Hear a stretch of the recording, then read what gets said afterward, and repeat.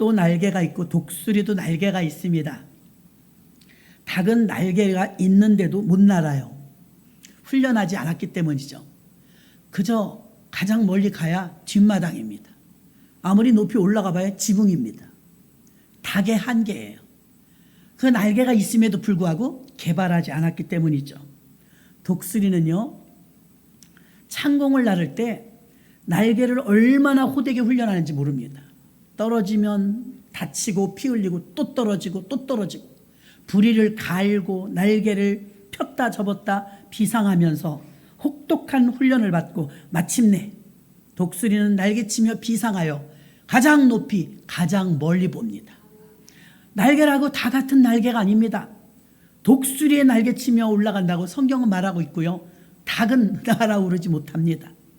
교회 안에는 닭 같은 신자도 있고요. 독수리 같은 신자도 있습니다. 독수리 같은 신자는요, 날개를 호되게 훈련합니다. 남들의 어떤 평가가 중요한 게 아니라 성경이, 주님이 내게 뭐라고 하시느냐가 중요한 줄 믿습니다. 우리 모두는 아브라함에게 주셨던 복의 근원, 하나님이 우리 한 사람 한 사람을 복의 근원으로 부르신 줄 믿습니다. 그런데 우리가 복의 근원으로서 훈련되지 않고 믿음으로 받아들이지 않으면 사람들은 나를 보고 평가합니다. 높이 봅니다. 존귀 여깁니다.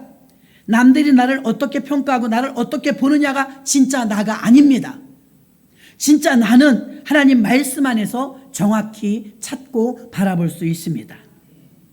갈릴리 바다가 디베랴 바다가 긴네렛 바다, 이름이 많아요. 갈릴리, 반지, 원, 고리 이런 뜻입니다. 디베랴, 지킨다 이런 뜻입니다. 게네사렛 혹은 긴네렛, 기타 모양, 하프 모양을 닮았다고 해서 긴네렛이라고 지었습니다. 분명히 갈릴리 바다라고 말하는데도 호수입니다. 민물이죠. 길이는 21km고요. 넓이는 52km입니다. 깊이는 약 50m가 됩니다. 같이 붙어있는 같은 물줄기에 사해바다가 있죠. 사해바다는 더 큽니다. 갈릴리 호수는 21km인데도 얼마나 많은 영향력을 가지고 있는지 모릅니다. 그러나 사해바다는 180km나 됩니다. 그러나 물고기가 한 마리도 살지 못합니다. 죽은 바다이기 때문이죠.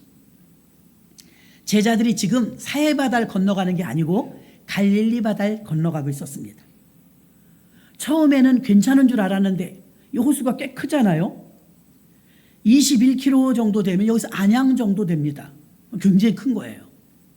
그렇게 큰 호수를 지나가고 있는데 워낙에 이 갈릴리 바다가 변덕이 심하답니다. 그러니까 처음에는 훈풍인 줄 알고 출발하면 중간에 가서 어떻게 됩니까? 꼭 날씨가 짓궂어질 때가 덜어 있답니다. 제자들이 타고 가는 배가 풍랑을 만났습니다. 여기서 성경에 오늘 광풍이라고 말합니다. 미친 바람. 어디서 바람이 부는지 알지 못하게 어마어마한 바람이 곧 배를 집어삼킬 것 같았습니다. 여러분, 배 타고 풍랑이면 진짜 무서워요. 그 바다가 날 금방 덮칠 것 같아요. 경험해 보신 분들은 알 것입니다. 더 심한 건 이들은 모두가 다 어부입니다. 배를 다룰 줄 알고 물고기를 잡는 사람이며 수영도 할 줄 알아요. 나름대로 이 사람들은 전부 전문가예요. 전문가라도 속수무책으로 컨트롤이 안 될 때가 있어요. 그 분야에선 가장 큰 전문가인데도 속수무책인 거예요. 배가 마음대로 안 움직여지는 거예요. 그래서 그들은 급기야 배에서 주무시고 계신 예수님을 인지하고 예수님을 흔들어 깨웠습니다. 예수님, 큰일 났습니다. 풍랑이 일어요. 바람이 불어요. 우리 배가 곧 뒤집히게 생겼습니다. 우리가 죽게 생겼습니다. SOS를 치는 거죠. 성경에서 바다는요, 영적으로 세상을 가리켜요. 바다는 세상. 또 배는 나, 내 인생, 우리 팀, 이런 걸 가리킵니다. 풍랑은 환경이나 사건이죠. 인생길에 크고 작은 풍랑들을 우리는 만나며 삽니다. 큰 풍랑엔 내 인생 전체가 무너질 수도 있습니다. 우리의 삶이 흔들리고 컨트롤이 되지 않을 때 우리는 포기합니다. 여러분의 삶이 흔들릴 때 여러분은 어쩌시렵니까? 오늘 풍랑이 일어서 배가 뒤집어지기 직전에 제자들은 예수님을 흔들어 깨웠습니다. 여러분의 믿음이 평온한 상태에서는 믿음이 좋은지 안 좋은지 몰라요. 다 좋은 것 같아요. 남들이 말합니다. 집사님 대단하세요. 권사님 대단하세요. 자기가 진짜 대단한 줄 알아요. 큰 교회 부사역자들은요 더 웃겨요. 교회가 크니까요 자기들이 큰 줄 알아요. 함부로 판단합니다. 우리 삶에 흔들리고 배가 흔들렸을 때 주무시는 예수를 깨웠다 이것입니다. 왜냐하면 컨트롤이 안 되니까, 내 힘으로 안 되니까 더 강하신 예수님을 깨우는 줄로 믿습니다. 예수님께서 오늘 본문에 바람과 바다를 꾸짖었다 그랬어요. 저는 여러분에게 누누이 말합니다. 귀신이 역사하든 마귀가 역사하든 내가 실수를 했든 여러분이 어려운 문제를 만나든 질병의 문제든 환경의 문제든 여러분 대적하고 예수 이름으로 물리치라고 가르칩니다. 아멘이십니까? 나사렛 예수 이름으로 떠나가라. 명령해야 됩니다. 명령. 예수님도 이렇게 선포하지 않습니까? 바람아 잠잠하라. 풍랑아 잠잠하라. 명령하셨습니다. 선포의 능력이 대단합니다. 선포라는 뜻은요 대사가 하는 거예요. 대사. 하나님의 특사요 하나님의 대사가 대언하니까 그대로 이루어지는데, 하나님께서 우주 만물을 말씀으로 창조하니까 빛이 있으라 하심에 빛이 있었고, 해와 달과 별과 사람하고 동물만 빚어서 만드셨지 6일 동안 다 말씀으로 만드셨거든요. 그 전능하신 하나님이 말씀으로 만들어진 것처럼 말씀으로 꾸짖으면 다 잠잠해집니다. 우리는 바닷가에 가면 와 좋다, 강릉 앞바다 가봐요. 생각만 해도 좋아요. 철썩철썩 파도 소리가 나는데 그 해변을 뛰면서 나 잡아봐라. 재밌지 않습니까? 예, 생각만 해도 재밌잖아요. 동심으로 돌아간 것 같고. 자연은 우리에게 아무것도 안 하는 것 같은데 우리에게 힐링을 줘요. 바다가 내가 오늘 너 왔으니까 빵빠레를 울려줄게 빰빠라빵 그러지 않아요. 그냥 똑같아요. 오늘도 철썩 밀물과 썰물이 시간에 맞춰 들어갔다 나갔다. 그냥 조금도 변한 게 없고, 대통령이 가도 좀 특별하게 무슨 이벤트를 하지 않아요. 똑같아요. 어제도 똑같고 내일도 똑같고. 그런데 사람들은 바다를 보면 야 그래요. 와 그 소리만 철썩철썩하는 소리만 들어도 저는 좋더라고요. 파도 소리.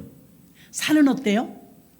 폭포가 있는 산에 가봐. 와 강원도에 오색 약수터를 더 지나서 더 꼭대기까지 올라가는데 가족들하고 예전에 갔는데요. 저 걷는 거 싫어하거든요. 올라가도 여기도 좋은데 자꾸 올라가지. 그냥 여기도 좋은데 자꾸 올라가자 그러니까 내려오는 사람들이 답답하니까 제가 멀었어요? 멀었어요? 물어봐요. 절대로 정확하게 말해주지 않습니다. 조금만 가면 돼요. 조금만 가면 돼요. 이렇게 말하는데 썩는 거예요. 계속 올라가요. 근데 웃기게 대답해 주신 남자 아저씨가 계셨어요. 아저씨 얼마나 남았어요? 아직도 멀었어요. 그랬더니 세상에 여기도 이렇게 좋은데 그랬거든요. 여기 세상에죠. 조금만 더 힘내세요. 내상이 있어요. 더 좋다는 거죠. 아 진짜 올라갔는데 정말 좋던걸요. 그 자연은요 사람이 만든 게 아니에요. 놀이동산처럼 인위적으로 만든 게 아니에요. 그냥 하나님이 만드신 거예요. 아멘.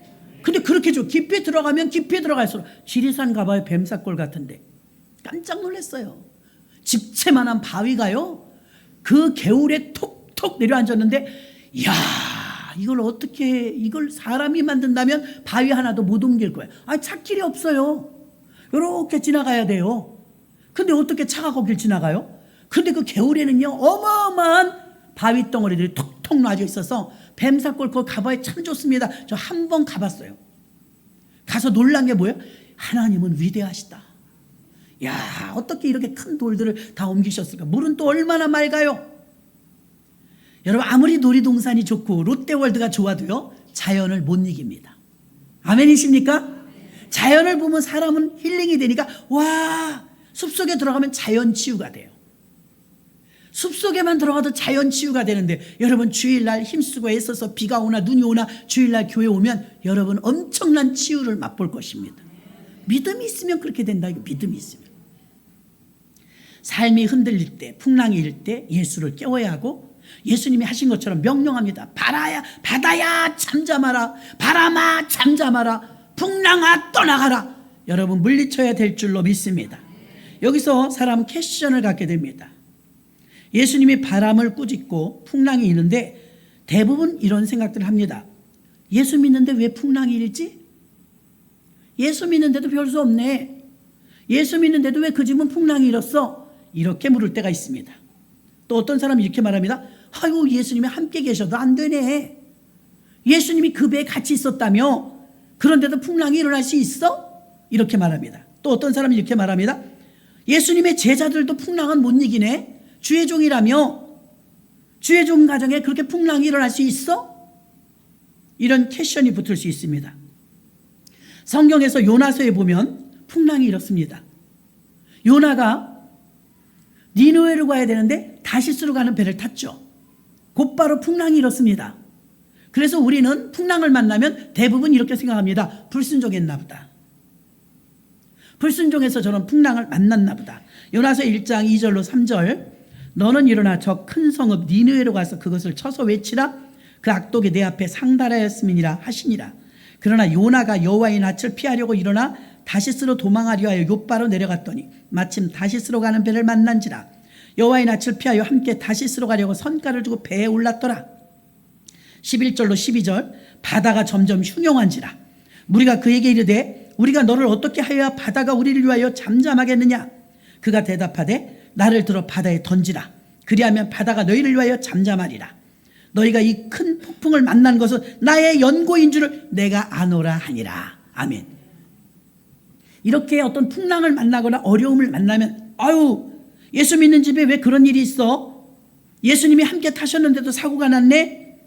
예수님의 제자인데도 그걸 못 이기고 어려움을 당했어? 요나서를 생각하면서 뭔가 불순종한 게 있나 보다. 이렇게 생각하기가 쉬워요.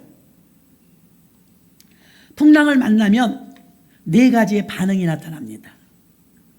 여러분은 어느 부류인가 한번 보십시오. 첫 번째, 이 풍랑의 이유는 요나처럼 나 때문이야. 죄책감이 옵니다.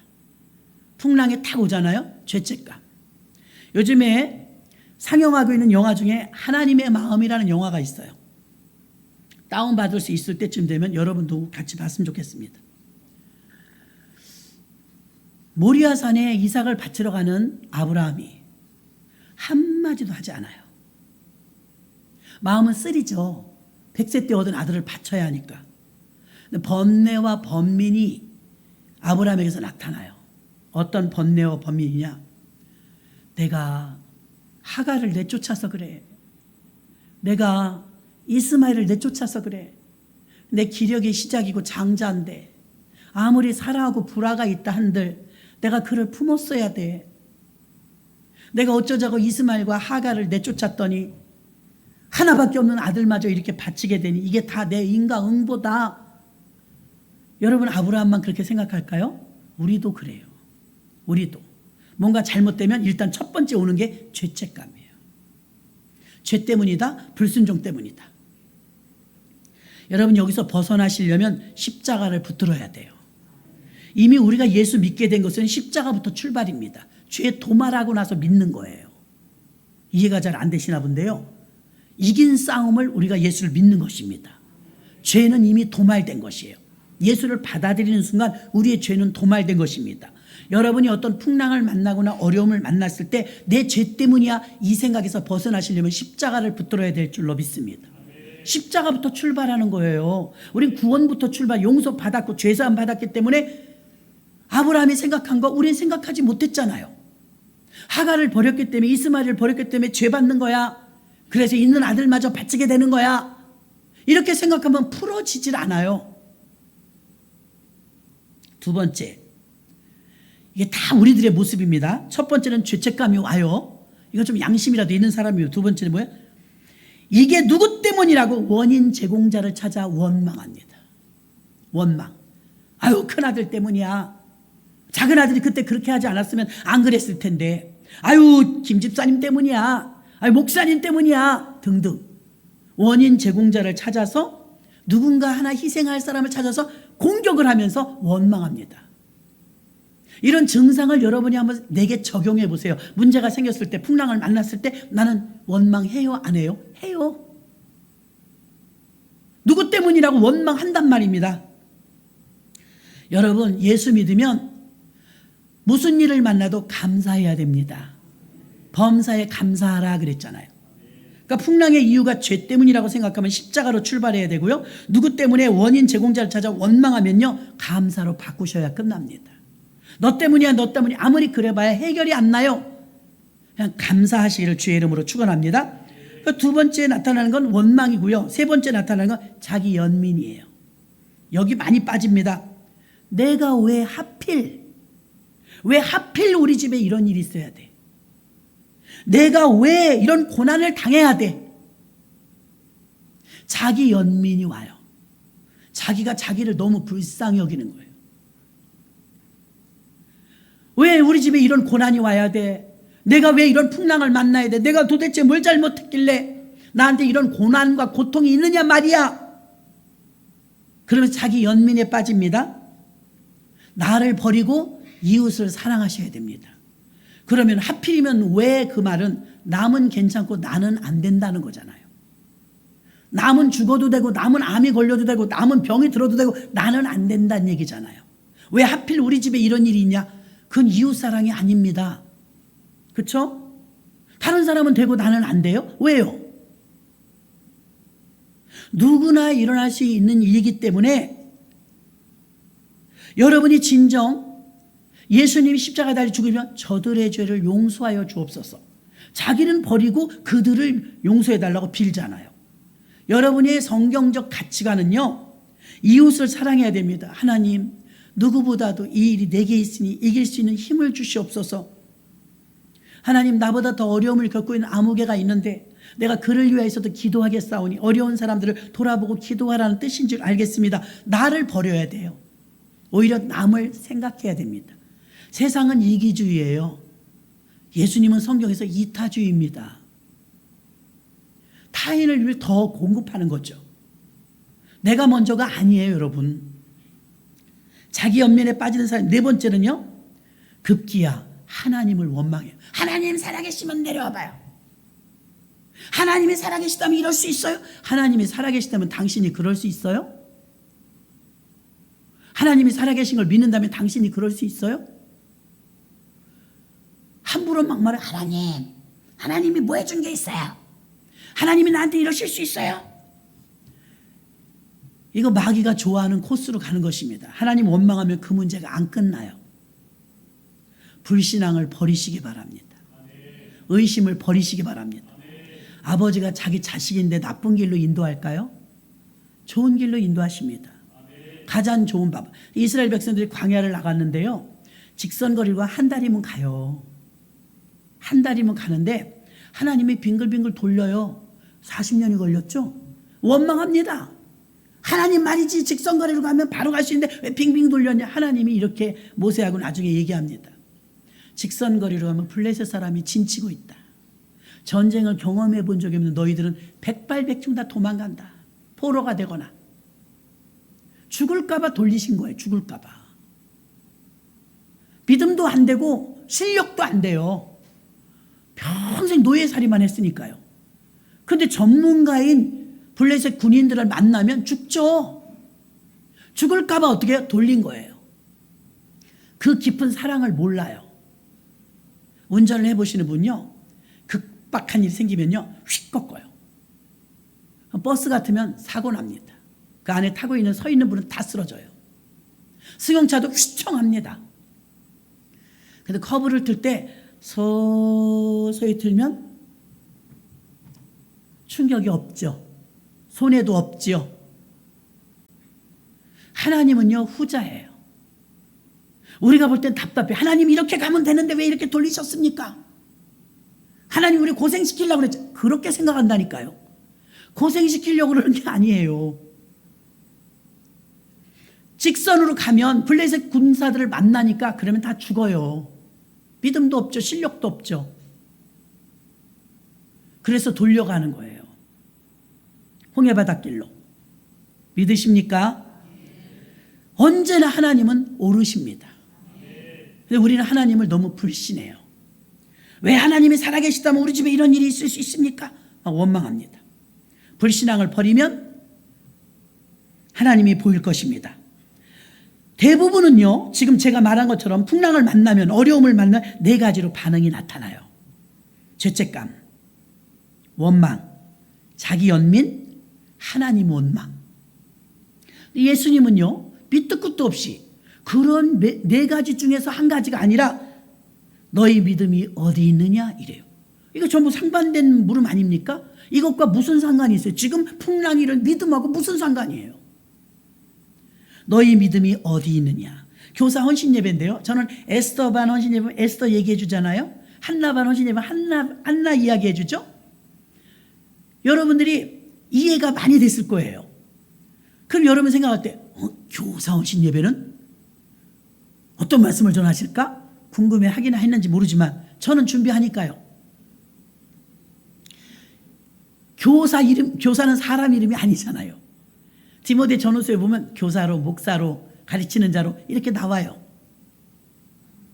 근데 오늘은요, 이 말씀을 여러분에게 전하는 거예요. 특히 선생님들에게. 교사들에게 묻는 거예요. 예수님이 너희 믿음이 어디 있느냐. 이 2가지 의미로 물으셨어요. 첫 번째, 너희 믿음이 어디 있느냐. 이게 지금 맞는 말이 안 같아요. 풍랑 만나는데 죽겠는데 2가지 뜻으로 이 물음을 해요. 너희 믿음이 어디 있느냐. 친한 사람한테 전화가 왔어요. 너 지금 어디 있어? 나 지금 버스 탔어. 나 지금 백화점이야. 난 시장이야. 나 집인데? 친한 사람한테 전화하면 어디 있냐 그러면 어디 있다고 말해요. 평안할 땐요, 모두가 다 믿음이 좋은 것 같아요. 훌륭해요. 예수 믿는다면 그 믿음이 뭔지 믿음을 보여줘야 되는데 보여줄 기회가 없어요. 왜? 평안하니까요. 그래서 진짜 믿음은 언제 알아보느냐? 풍랑이 이를 때 알아보는 거예요. 어려움 만났을 때. 나의 믿음의 현주소는 좋을 때 몰라. 나 지금 집이야, 백화점이야. 뭘 증명할 수가 있어요? 근데 여러분, 진짜 믿음은 환난을 만났을 때 알아봐요. 욥 봐요. 아브라함도 봐요. 다 믿음의 거장들은요, 극한 어려움 속에서 다니엘도, 사드락, 아벳느고 모두가 마찬가지입니다. 에스더도 마찬가지고. 믿음으로 승리한 사람들을 보니까 다 언제 믿음으로 승리했느냐? 어려울 때, 환난 때. 자, 풍랑 만난 것도 환난이에요. 풍랑을 만나보면 믿음이 확 드러나요. 내 믿음이 어디 있느냐? 이게 지금 내게 들려지는 말씀이라면 이게 무슨 뜻이냐? 이거 무슨 뜻? 평안할 때는 믿음을 몰라보기 때문에 풍랑을 만났을 때, 사업이 망했을 때, 돈이 없을 때, 몸이 아플 때, 그럼에도 불구하고 여전히 믿음을 지키며 얼굴에 평정심이 그대로 유지되고 입만 열면 불평이 아니라 아버지 감사합니다. 아버지가 이루어 주실 줄 믿습니다. 이 사람은 믿음 있는 사람이에요. 근데 대부분 어때요? 내 죄 때문이라고. 죄책감이 옵니다. 너 때문이라고. 원망이 옵니다. 왜 내가 이런 고난을 당해야 되냐고 따집니다. 하나님이 뭐 해준 게 있습니까? 원망합니다. 이렇게 반응하는 사람, 믿음 없는 사람, 내 믿음이 어디 있느냐. 이 네 부류의 사람 속에 여러분이 들어갔다면 믿음 없는 겁니다. 왜? 풍랑을 만났거든요. 그때 믿음 보는 거거든요, 하나님이. 사람들이 김집사, 박권사 믿음 좋은 애 소용없어요, 여러분. 성경에 비추어봐서 주님이 나를 인정해야 되는데 마리아가 옥합을 깰 때 사람들은 손가락질했습니다. 예수님은 그를 평가했죠. 어디서든 복음이 증거되는 곳마다 이 여인의 일을 기념하라. 주님의 평가가 중요해요. 주님의 평가. 풍랑을 만났는데 여전히 집사님 어려운 일 있다면서요. 내가 부족하지만 기도해 줄게요. 괜찮아요. 고맙습니다. 기도해 주세요. 우리 주님이 이끌어 가시고 나는 기대가 돼요. 우리 하나님이 어떻게 펼쳐 가실지. 이런 고난 때문에 내가 무릎 꿇게 됐으니 감사하죠. 이 사람 믿음 있는 사람입니다. 풍랑을 잠잠케 하는 믿음을 가질 때 아무리 지금 막 배를 덮칠 것 같은 어려움이 나를 금방 꼴까닥 삼킬 것 같는데도 얼굴이 잠잠해요. 얼굴이 평안해요. 평정심을 잃지 않아요. 왜? 믿는 데가 있으니까. 아멘. 풍랑이 나의 삶에 주님을 경험할 수 있는 기회라는 걸 아시기를 바랍니다. 우리 삶에 풍랑이 오면 인상 쓰고 다니지 마세요. 여러분의 믿음을 증명해 보이세요. 어떤 분이 남편이 막 죽게 생겼다니까 막 눈물 콧물 쏟으며 기도하더라고요. 살려내더라고요. 그리고 하나님의 위대하심을 목격했습니다. 풍랑을 주실 때는 너 병들어 죽으라고 병 준 거야? 아닙니다. 너 사업에서 쫄딱 망하라고 내가 너 때린 거야? 아닙니다. 그걸 어떻게 풀어갈지 하나님이 기대하시는 거예요. 우리 딸이, 우리 아들이 이 문제를 어떻게 헤쳐나갈까? 돌쯤 되니까 우리 손녀도요, 넘어져도 안 일으켜 줍니다. 네가 일어나라 이거예요. 그럼 막 불쌍한 얼굴을 합니다. 이러면서 일으켜달라고 못 본 척 합니다. 어느새 보면 일어나 있어요. 그럼 잘했다고 막 박수를 쳐주면 씩 웃어요. 그거 일으켜주는 게 힘들어서 그러겠어요? 돌진한 게 걷지도 못하니까 또 걸으라는 거지. 아멘? 훈련이잖아요. 훈련. 하나님도 너 그렇게 여려가지고 되겠어? 이 험한 세상을 살려면 너 지금 이 문제 때문에 덮어 씌우라는 게 아니야. 그곳에서 너 일어나라는 거, 너 기도하는 사람 되라는 거야. 하나님의 훈련인데 그걸 못 참아요. 우리는 얼른 불평해버립니다. 원망해버립니다. 막 삿대질합니다. 내가 예수님 믿나 보라고 막 공갈 협박합니다. 대안도 없으면서. 그렇죠? 대안도 없으면서. 예전에 우리 구역 식구 중에 하나가요, 딸 둘을 낳았는데 셋째 또 임신했어요. 더 기가 막힌 건 둘 낳을 때까지는요 예수 안 믿었어요. 셋째 임신하기 직전에 예수 믿었어요. 저하고 새벽기도 40일 작정기도 다녔어요. 아들 달라고. 그때는 이렇게 아들을 선호했나 몰라요. 셋째 아들 달라고. 그 자기 구역장님 나 위해서 기도해 달라고 해서 또 저도 철딱서니도 없는데 같이 작정기도 40일을 같이 다녔어요. 그 정도 했으면 여러분 우리 마음에 어떤 믿음이 생기는지 알아요? 보나마나 아들이다. 임신 7개월에 병원에서 알려줬는데 딸이래. 아들 달라고 기도했는데 야, 뭐라고 위로해 줄지 줘야 될지 모르겠더라고. 지금은 딸이 더 좋습니다. 근데 그때는 딸 위로 둘이 있으니까 아들 낳고 싶은 거예요. 그래서 아무개 엄마 목사님한테 말씀을 드렸더니 그 딸이 10아들 목한데 됐다마 이래요. 화를 내고 필요 없다 이거예요. 필요 없다 이거예요. 됐다마. 경상도 여자거든요. 팍 씌어버릴 게다. 독이 올라가지고 악랄해졌어요. 나더러 같이 가재요. 노. 난 살리는 일은 하는데 죽이는 일은 안 해. 그런데 난 쓰임 받고 싶지도 않고 하나님 뜻도 아니야. 그 다른 구역 식구 데리고 병원에 가서 진짜 중절 수술을 해버렸어. 7개월이 넘은 애를. 안 된다 그랬어요. 눈물로 호소했습니다. 목사님이 그러시는데 10아들 목한대. 근데 그때는 믿음이 어리니까 거의 새신자예요. 자기는 처음으로 믿음으로 기도한 거예요. 저도 아들 주실 줄 알았죠. 저도 살짝 그 의의가 없을 때 하나님 반이 남자고 반이 여자인데 그 집에 하나 주면 안 돼요? 내가 하나님 막 설득했다니까요. 하나님 큰일 났어요. 저희 믿음이 약해갖고 실족할까 봐 겁나요. 하나님 이 세상에 반은 남자고 반은 여자인데 확률이 50%인데 하나님 저 집은 주셔야 돼요. 저도 막 백을 썼어. 소용없어.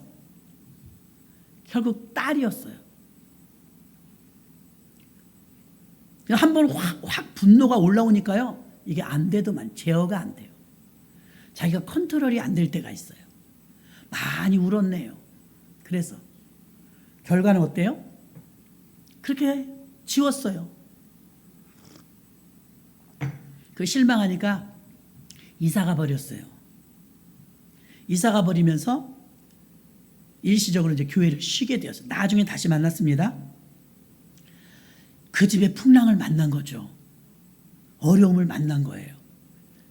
힘들지만 꼭 참고 생명이니까 잘 나왔으면 아마 어마어마하게 하나님이 복을 주셨을 거예요. 근데 거기서 커트라인에서 떨어져 버렸어요. 이때 믿음을 보는 거거든요. 확 자기 감정으로 막 형편 보면서 울그락불그락 하면서 막 다 저질러 버렸어요. 진짜 안타까웠던, 제가 그때 정말 능력이 없는 게 한입니다. 말 안 듣더라고요. 주님은 오늘 제자들에게 말합니다. 풍랑이 일어서 죽게 생겼는데 지금 주님은 전혀 다른 말을, 너희 믿음이 어디 있느냐. 지금 제자들은 혼비백산입니다. 이러다 죽겠다. 예수님 막 깨웁니다. 야, 우리 예수님이 탄 배도 이렇게 풍랑이 일어나네. 우리가 그 명색의 주의 종들인데 이런 풍랑을 만나네. 예수님이 우리의 특별 대우를 해줄 줄 알았더니 세상에 우리도 이렇게 어려움을 만나네. 등등. 그 예수님을 깨웠더니 예수님이 풍랑을 잠잠케 해주셨는데 예수님한테 꾸중을 듣는 거예요. 도대체 너희 믿음이 어디 있느냐. 그들이 아무리 풍랑이 일어도 의연해야 했어요. 감사함으로 주님 다행이에요. 이 풍랑이 일어났는데 주님이 계시지 않았더라면 우린 죽었을 거예요. 주님이 계신 게 정말 얼마나 다행이에요.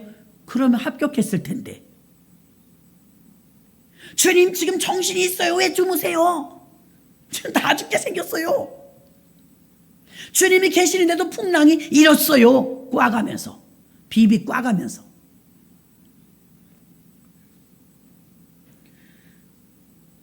너의 믿음이 어디 있느냐 주님이 물으셨어요.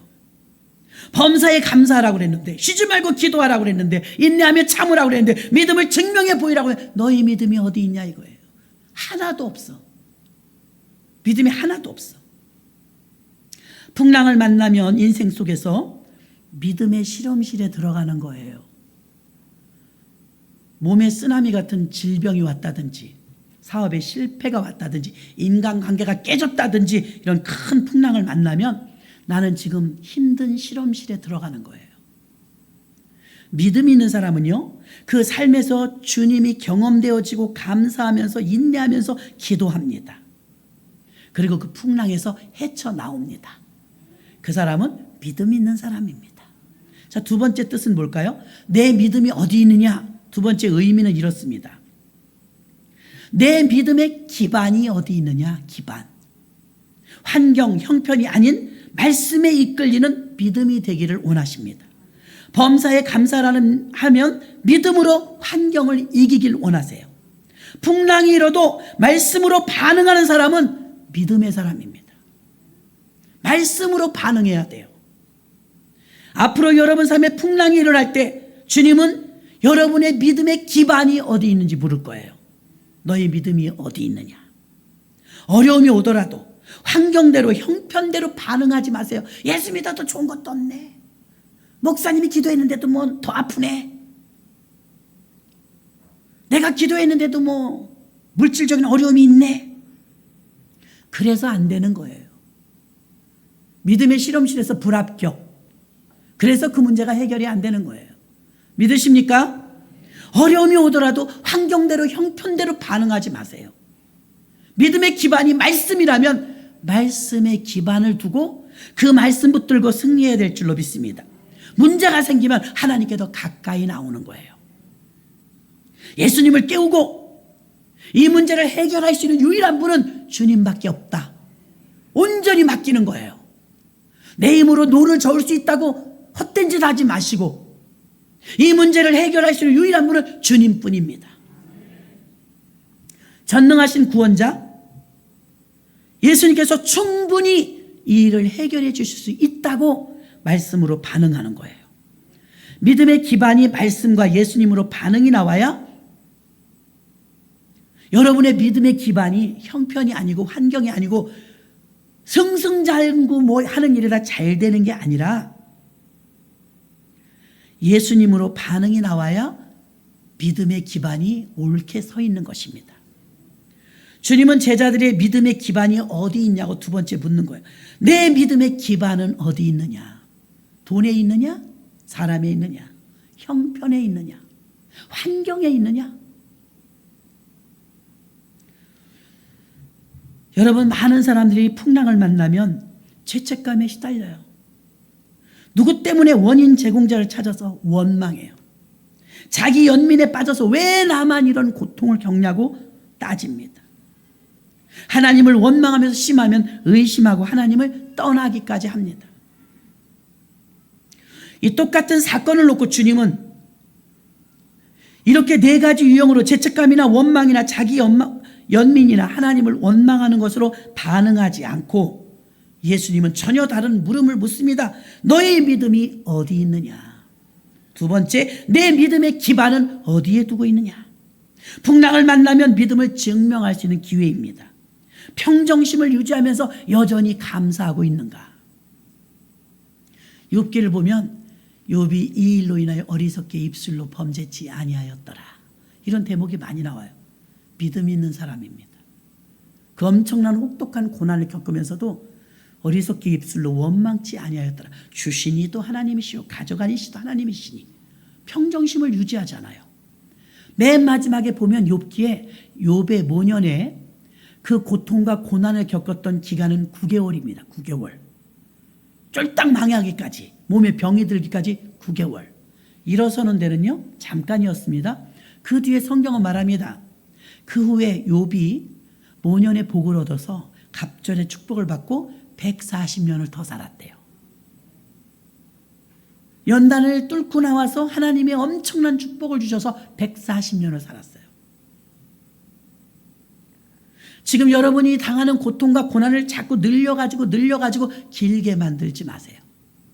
여러분에게 다 달려있는 거예요. 남들이 나를 어떻게 보고 평가하느냐가 그게 내 모습 아닙니다. 말씀 안에서 나를 바라볼 때 내가 어떤 믿음인지 담금질이 된다는 것입니다. 예수님의 제자들은 나름 열심히 따라다녔지만 풍랑을 만나자 그들의 믿음은 믿음으로 반응하지 않았습니다. 벌벌 떨며 두려워했습니다. 예수님께서 같은 배에 계신데도 그들은 믿음이 작동하지 않았습니다. 금년 여름 성경학교를 준비하면서 헌신을 다짐하는 교사들에게 우리 어린이들에게 심어줄 수 있는 건 믿음입니다. 다른 건 세상에서 다 가르쳐 주잖아요. 어떻게 하면 짧은 기간 동안 집중력을 가지고 말씀과 믿음을 심어줄 수 있을까? 어린 나이이지만 순수한 그 심령의 밭에 문제를 만나면 기도하게끔 가르칠까? 주님은 오늘도 이 교사들에게, 제자들이니까 묻습니다. 너희 믿음이 어디 있느냐? 풍랑을 만나서가 아니라 교사들의 믿음이 기반이 어디 있느냐에 따라서 어린 심령들이 배울 수 있기 때문입니다. 어린 제자들을 형편대로 사는 모습이 아니고 지식을 전달하는 성경 말씀이 아니고 믿음을 보여주고 믿음으로 반응하며 믿음으로 사는 걸, 살아내는 걸 보여주시기 바랍니다. 자기들이 막 짜증을 나게 하고 어렵게 만들고 말도 안 듣고 그래도 너희들 그럼 진짜 혼난다, 혼나, 이러는 게 아니라 평정심을 유지하면서 네가 굉장히 훌륭한 사람이 되겠구나. 교회 역사상 보면 가장 큰 개구장애들이 큰 일꾼 되더라. 너가 그렇게 신나서 놀지만 그래도 하나님 앞에 예배는 그렇게 드리면 안 돼. 앉아. 분명하게 믿음으로 가르치는 거예요. 지식을 전달하는 게 아닙니다. 믿음을 보여주고 믿음으로 사는 모습을 보여주고 믿음으로 행동하는 걸, 반응하는 걸 보여주는 거죠.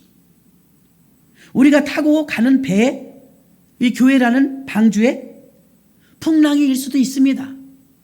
그때 목사부터 시작해서 온 성도가 어떻게 반응하느냐. 우리 대한민국에는요 코로나라는 큰 풍랑이 일었어요. 교회마다 반응이 달랐죠. 가슴 아픈 소리를 엊그제 들었다고 했잖아요. 큰 교회예요. 그래서 목사님이 너무 안 나오니까, 코로나 끝난 지가 언젠데 교회가 회복이 안 되니까 급기야 성도님들한테 전화를 걸은 거예요. 집사님 너무 오래 안 나오시잖아요. 이제 교회를 나오셔야죠. 다 교회 나오시는데 집사님 못 보니까 보고 싶어요. 교회 나오세요. 그랬더니 어느 남자 집사님이 목사님 그렇게 말씀하지 마세요. 그 사람 대단해요. 나 듣는데 진짜 가슴이 다 뜨겁더라고요. 아파서. 그게 무슨 말씀이세요 집사님? 그랬더니 남자 집사님이 하는 말. 목사님이 오지 말라고 그랬잖아요. 목사님이 오지 말라면서요. 잘 나가고 있는 우리들을 목사님이 교회 오지 말라고 그래서 그때부터 우리가 안 나가는 거 아니에요. 목사님이 이율배반적이라는 생각 안 드세요? 그때는 유튜브 되고 지금은 안 돼요? 나 유튜브로 예배 드릴래요. 편하고 좋아요. 목사님이 오지 말라고 그랬잖아요. 목사님이 자기 발등을 찍은 거예요. 안 통해. 그때는 유튜브로 예배 드려도 되고 지금은 안 되냐 이거예요. 말이 되냐 이거예요. 교회 예배 드리는 회복이 안 되니까 목사님이 안타까워서 부사역자들한테도 막 전화 돌리라고 했대요. 다음날 가슴이 너무 아파서 부사역자들한테 연락했답니다. 전화 그만하세요. 다 회개하고 기도해야 됩니다. 엎드려졌어요. 물이 엎으러졌어요. 목사님이 교회 나오지 말라고 하지 않았냐 이거예요. 그 물고 늘어지는 거예요. 이율배반적이라는 생각 안 드십니까? 왜 그때는 되고 지금은 안 돼요? 큰 감동받으면 몰라도 지금은 나갈 생각이 없습니다. 유튜브로 드릴게요. 이러더랍니다. 목사님이 막 피눈물이 나는 거예요. 피눈물이. 그렇게 믿음으로 반응했기 때문에 그렇게 된 겁니다. 여러분이 믿음으로 반응하면 하나님은요. 헌금을 아무리 많이 해도 봉사와 헌신을 아무리 많이 해도 놀라진 않아요. 칭찬을 하셔도. 믿음 큰 사람은 놀래요. 내가 이만한 믿음을 보지 못했다. 백부장의 믿음을 칭찬하시잖아요. 믿음 있는 사람, 믿음 큰 사람이 없어요. 하나님은 믿음을 가르치고 믿음으로 도전하고 풍랑을 만났을 때 내가 컨트롤이 안 될 때 믿음으로 반응하는가를 보십니다. 우리가 풍랑을 만나면 믿음의 실험실에 들어가는 거예요. 내가 의연하고 평정심을 찾는지 여전히 내 입술 속에서 감사가 나오는지 여전히 기도하고 있는지 여전히 하나님을 소망하고 있는지 내 믿음이 어디 있느냐 하셨어요. 두 번째 내 믿음의 기반은 도대체 어디 있느냐. 보지도 못하고 듣지도 못한 믿음을 가지고 있도다. 우리의 믿음이 하나님을 신뢰하는 믿음, 확신 있는 믿음, 어렵고 힘듦에도 불구하고 여전히 평정심을 유지하며 하나님을 소망하며 웃을 수 있고 기도하고 감사할 수 있는 믿음. 이게 믿음 있는 겁니다. 믿음의 기반이 말씀에 있어야 합니다. 누군가의 말에 의해서 형편에 따라서 환경에 따라서 하니까 자기가 잘난 사람인 줄 아는 게 아니라 말씀에 비춰보니까 내 믿음이 약해요. 내 믿음은 말씀에 기초하고 있습니다. 집사님, 권사님 주변에서 믿음 크다고 칭찬해도 스데반 집사에 비하니까 너무 연약해요. 빌립 집사님께 비하니까 너무 연약해요. 베드로, 바울에 비하니까 주의 종이 너무 연약해요. 말씀에 견주어 봤을 때 거기에 기반을 뒀을 때 우리가 올바로 갈 수 있는 줄 믿습니다. 오늘 여러분 교사 헌신 예배입니다. 나는 우리 교회 학교가 다음 세대를 이어가려면 믿음으로 이어가야 돼요. 믿음의 바통을 이어줘야 돼요. 믿음이 교사들에게 없으면 아무것도 못 줘요. 밥만 먹이는 거예요. 그런 잔치 하고 싶지 않습니다. 집에 가도 밥은 먹어요. 전 교회 학교 다니지 않았습니까? 비가 와도 다리가 끊어졌어도 그렇게 하면 안 됩니다. 다리가 끊어졌는데 개울을요 듬성듬성 옷을 걷고요 건너갔어요. 개근상 타려고. 믿음이 그렇게 좋았던 것 같지는 않고요. 개근상 타려고. 그것도 믿음입니다. 그렇게 미친 듯이 그때는 새벽 예배도 있었어요. 여름 성경학교가. 새벽 예배 한 번도 안 빠지고 비가 와도 억수로 와도 홍수가 나도 빠지지 않고 갔는데 나는 그때 몰랐어요. 다니엘이 왜 사자굴에 갔는지, 에녹이 어떻게 들림받았는지 노래는 했어요. 사자굴에 갇혀 있던 다니엘, 돌팔매로 거인 죽였던 다윗, 모두 만나보겠네, 천국 가면 보겠네, 이러고 노래했거든요. 어른 되니까 알겠는 거예요. 다윗이 그 다윗이구나, 다니엘이 그 다니엘이네. 흰구름 뭉게뭉게 피는 아침에 지금도 부르잖아요. 여름 성경학교는 영적인 추억입니다. 우리 교회 여름 성경학교 기도회가 되게 뜨거워요. 초등학교 2학년 3학년짜리가 무릎 꿇으면 딱 요만합니다. 얼마나 앙증맞은지 몰라요. 걔들 기도시키면 짜짜짜짜짜짜 이러고 기도합니다. 얼마나 귀여운지 몰라요. 여러분, 그 조그만 아이들이 죄를 지었으면 얼마나 지었겠어요. 눈물 펑펑 쏟으며 기도합니다. 영은 나이가 없어요. 어떻게 해서라도 아이들을 믿음으로 키우고, 어떻게 해서라도 아이들을 믿음으로 살게 하고, 아이들에게 너희에게도 믿음의 기반을 세워주는 그런 성경학교가 되면, 저는 교사 선생님들 이름 다 잊어버렸어요. 하나도 기억 안 나요. 우리 선생님이 이름이 뭐였지 몰라요. 근데 그가 가르쳐준 성경은 내게 지금도 살아있어요. 잘 먹은 거, 잘 논 거, 이건 다 잊어버려요. 근데 성경 말씀은 잊어버리지 않아요. 짧은 기간 3일이지만 집중력을 가지고 말씀 가르치고, 기도하게 무릎 꿇게 가르치고, 믿음으로, 그리고 충분한 대가로 맛있는 것 주고, 믿음 안에서 영적인 추억을 만들 수 있는 여름 성경학교가 되도록 교사들이 힘을 합하여 준비기도 하시고, 매진하셔서 한 영혼이 천하보다 귀하니 한 영혼 한 영혼이 우리 교회의 미래라는 마음으로 임하시기를 주님의 이름으로 축원합니다. 하나님 감사합니다. 너희 믿음이 어디